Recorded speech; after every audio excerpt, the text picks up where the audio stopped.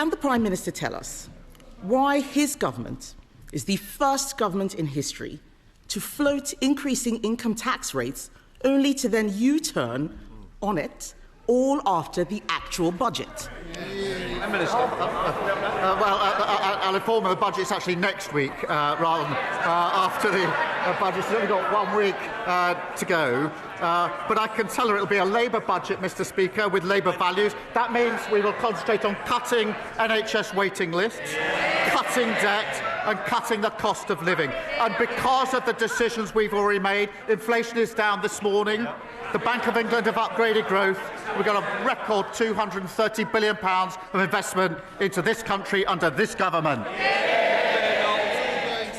Mr. Speaker, he says the budget is next week, but we read all about it in the papers. This is the first budget to unravel before it's even been delivered. The Chancellor's cluelessness, I'm afraid, is damaging the economy now.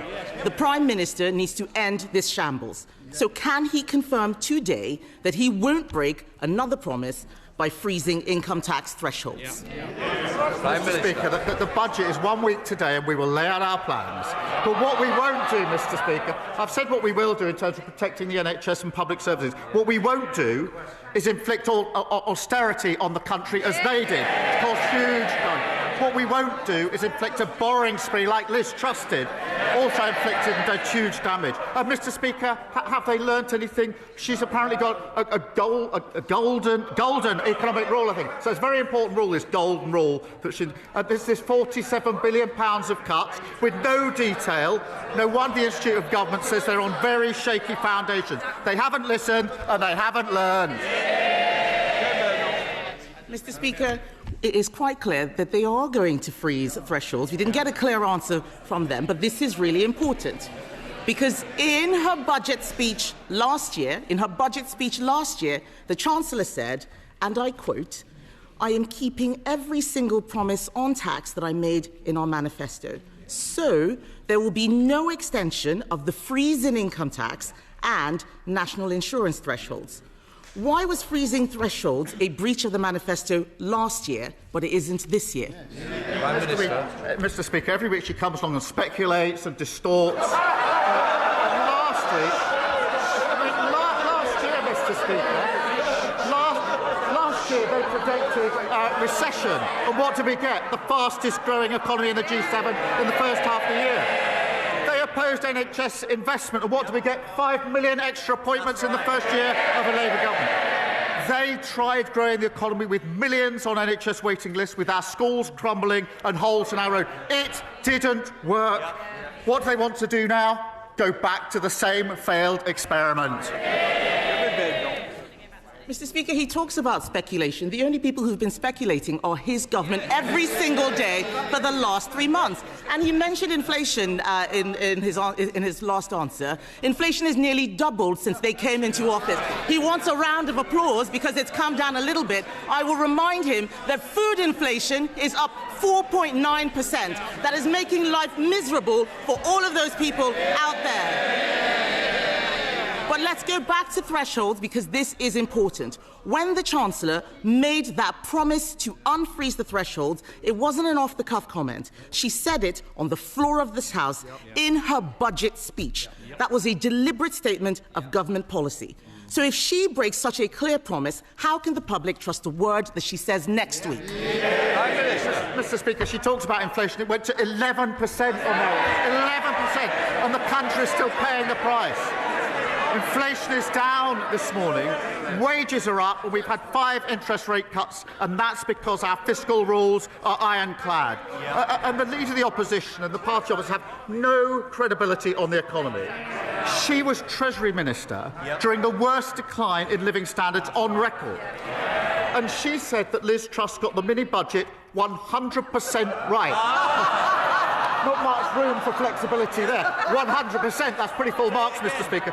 She might want to tell us if that's still her position, 100% right for Liz Truss. Mr. Speaker, I was Treasury Minister at the height of the pandemic. We cleaned up that mess. Maybe he could clean up some of his own mess.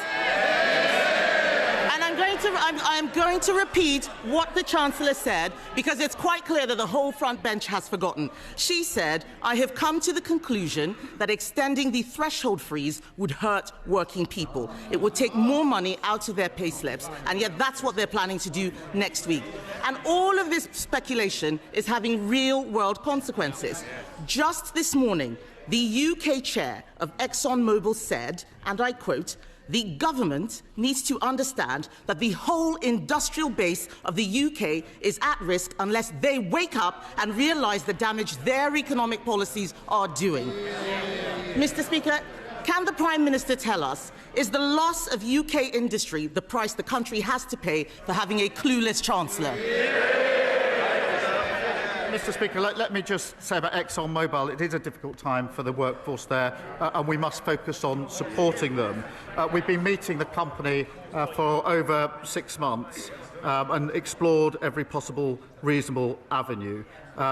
They've been facing losses for the last 5 years. It's best to do the detail before you chunter.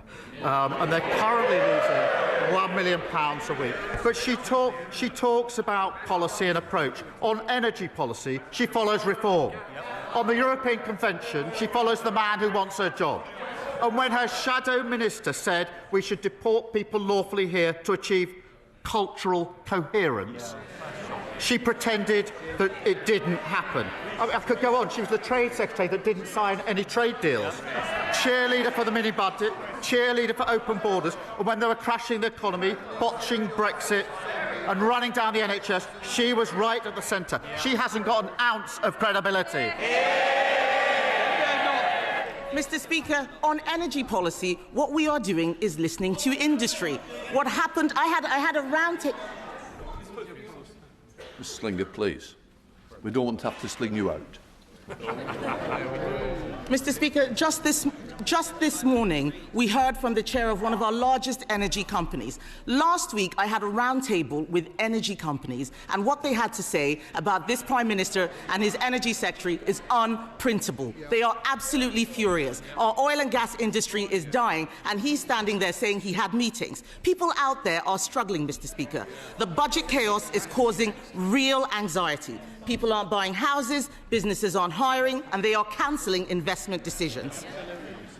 2 weeks ago, the Chancellor called a ridiculous press conference to blame everyone else for her having to raise income tax. Then last week, she U-turned on her own U-turn. Instead, we can see they're planning to freeze income tax thresholds, something she said last year would be a breach of their manifesto. They are making it up as they go along. Doesn't the country deserve better than government by guesswork? Mr. Speaker, either we renew our country with Labour or we go back to austerity 2.0 with reform of the Tories. They left waiting lists at record highs. Almost 1 million more children in poverty, and they wrecked our public services.